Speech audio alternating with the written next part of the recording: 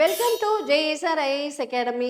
வர 2026ல் டிஎன்பிசிக்கான எக்ஸாம்ஸ் வருமோ வராதோன்ற டவுட்டு நிறைய பேருக்கு இருந்துச்சு.